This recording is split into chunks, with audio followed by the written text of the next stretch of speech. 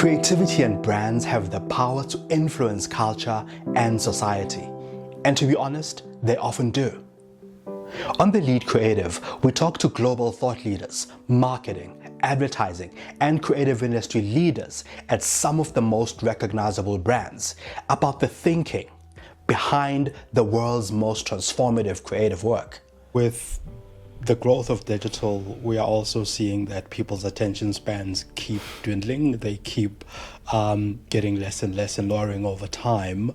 What should brands focus on to ensure that they stand out without falling into the trap of the all too common marketing gimmicks that we see out there? So getting the word out and you broadcasting doesn't work anymore.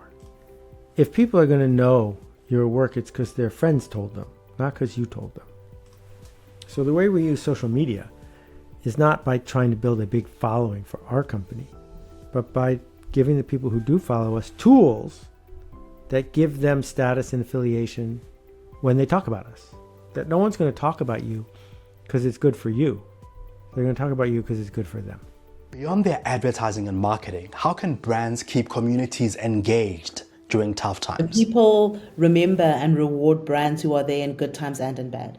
And the temptation is so strong to withdraw completely when times are tough. And there's so much research to show you what a mistake that is, both in terms of when the times are tough, but also as we come out of the recession. The brands that still continued to show up in that time get a disproportionate share of the market when people are in good times again. Well, I always say that as a brand and as a business, you shouldn't try and be consistently fresh. So don't try and always kind of be current. What you should be is freshly consistent. So find new ways of, maintaining the core that you have. So don't try and be consistently fresh.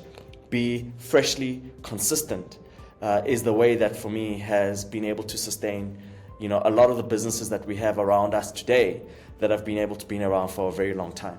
I'd go so far as to say that any brand has the potential to be the Nando's of their category if that's what they aspire to be, but you don't just go out on a Monday and decide that's what you're going to be, or you don't just have that point of view for this one campaign or this one marketing initiative. It's got to be baked into what you do, because then it becomes sustainable, it becomes repeatable.